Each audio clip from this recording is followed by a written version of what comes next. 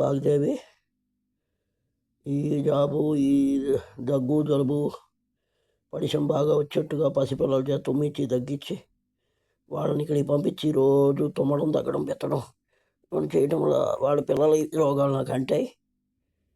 దానివల్ల రోగం ముదిరిపోయిన ఈ క్షణంలో మందులు తెమ్మని ఆవిడకి చెబితే ఆవిడ పోలేరమ్మ ఇంటికి పోయి తోడొస్తారా వెళ్దాం అని అడిగింది.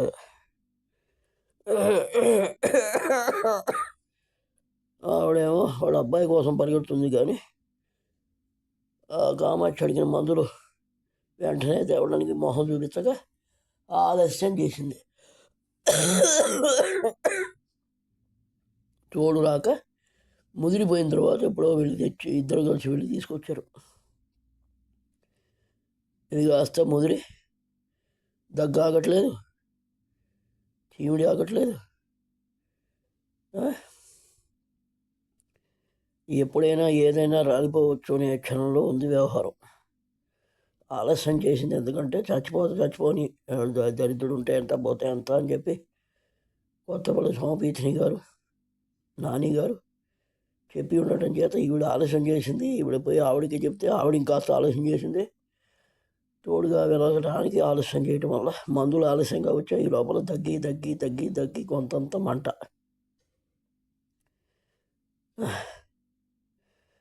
కాబట్టి ఈ శరీరం కనకపోతే కొత్తపల్లి సోమపీఠిని గారు, కొత్తపల్లి నాని గారు, కొత్తపల్లి కామాక్షి గారు, ఈ పక్క నుండి పోలేరమ్మ అంటే సునీత గారు, వీళ్ళు ఆలస్యంగా చేశారు కనుక వాళ్ళ వల్లే ఈ శరీరం పోయినట్లు లెక్క.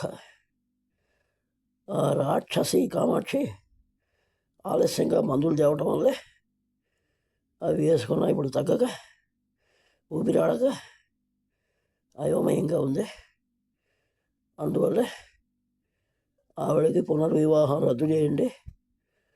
ఈ శరీరం పోగానే, బాలరామూర్తి శరీరం చచ్చిపోగానే ఆవిడ గుడ్డు కొట్టించండి, వాళ్ళ అమ్మ పక్కనే కూర్చోబెట్టండి. పునర్వివాహం కల్లా. ఎందుకంటే మగుడినే సరిగ్గా చూసుకుంది, ఇంకో మగుడిని ఎట్లా చూసుకుంటుంది. అందువల్ల వాళ్ళు ఫ్రెండ్స్, వాళ్ళ వ్యవహారం, వాళ్ళంతా గొప్పవాళ్ళు. వాళ్ళు ధనం కోసం ఏమైనా చేస్తారు. వాళ్ళు ధనం దాని మొగుడు అంటే పరమాసహ్యం కదా.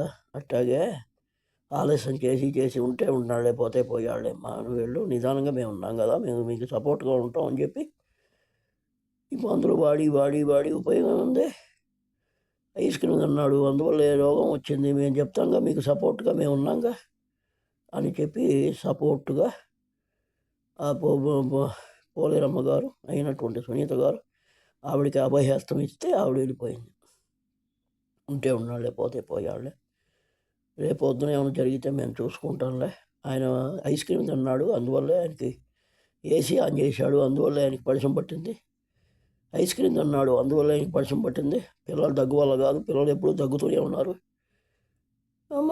కాబట్టి నా మీద నేరాలు మోపుతారట.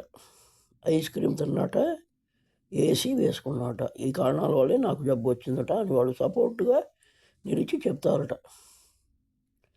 ఆలస్యంగా మందు తేవడం వల్లే అని నేను చెప్తున్నాను. ఒకసారి మందు తెస్తే ఎన్నిసార్లు వాడతావు, ఎన్నిసార్లు తింటావు అని అడిగింది ఆవిడ. ఆవిడకి నడుము నొప్పి వస్తే 2 సార్లు మెడిసిన్ కాదు, 3 సంవత్సరాలు నెలకు 3,000 చొప్పున మందులు తెచ్చి ఆవిడకి ఇచ్చా. అది మర్చిపోయింది ఆవిడ.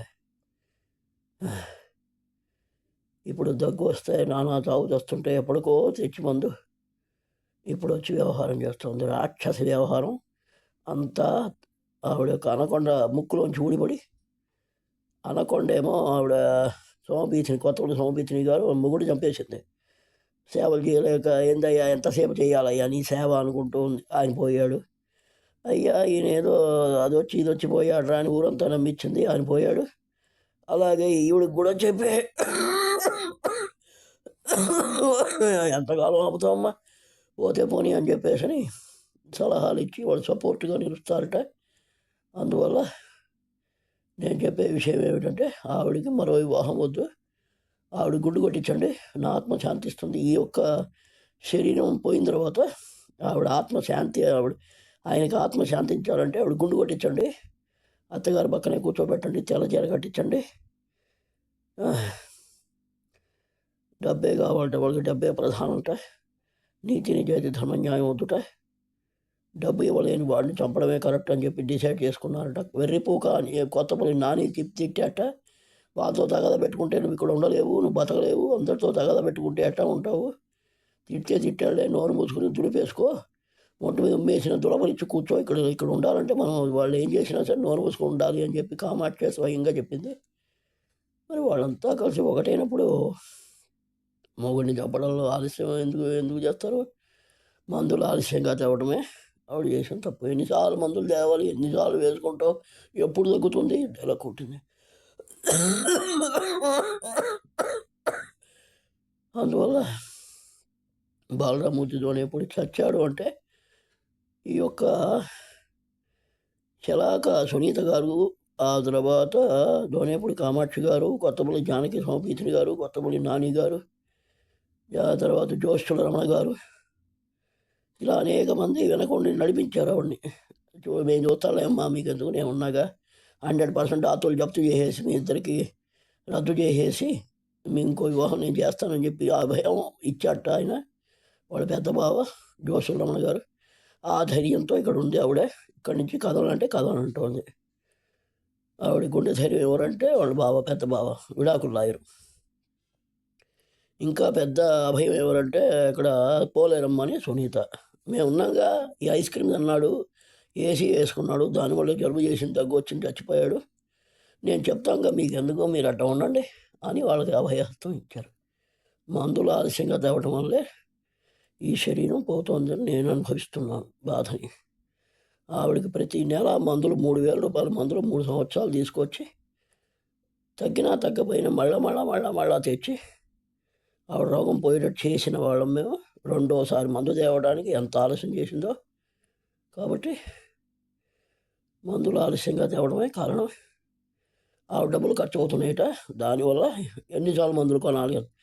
మా దగ్గర మాత్రం విజయవాడ రావాలంటే వాషింగ్ మెషిన్ కొనాలి, ఫ్రిడ్జ్ కొనాలి, ఇంకోటి కొనాలి. వాళ్ళు ఎవరన్నా చూస్తే మా ఇంట్లో వెళ్ళేమని అంటారు. ఇక్కడికి రావాలంటే ఇవన్నీ కొనాల్సిందే. మీ డబ్బులన్నీ కొరికించుకోండి, నా డబ్బులు ఫిక్స్డ్ డిపాజిట్లో వేయాలి.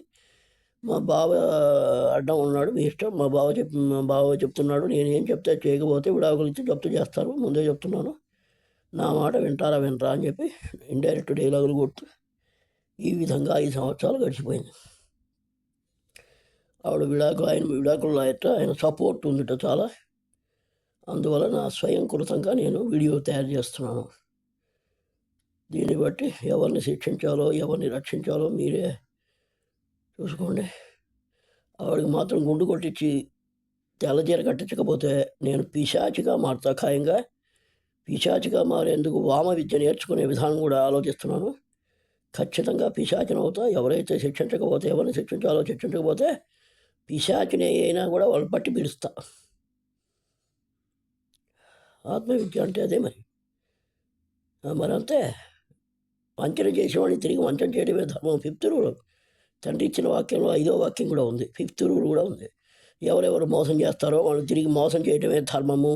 శాంతి పర్వం మహాభక్తంలో ఆపద్ధర్మ పర్వంలో ఉంది. వంచన చేసిన వారు ఎవరెవరు ఉన్నారో వాళ్ళందరినీ తిరిగి వంచన చేసి వాళ్ళని నాశనం చేయడమే ధర్మము అని చెప్పి ఉంది. ఆ ప్రకారంగా పిశాచిని అందరినీ శిక్షిస్తా. పోలీసు యంత్రాంగం వారు ఈ బాలరామూర్తితోనే ఇప్పుడు శరీరం చావుకు కారణమైన వాళ్ళని శిక్షించకపోతే ఖచ్చితంగా పిశాచి అయి మీ అందరినీ కూడా శిక్షించవచ్చు, చెప్పలేము. ఇది సంగతి.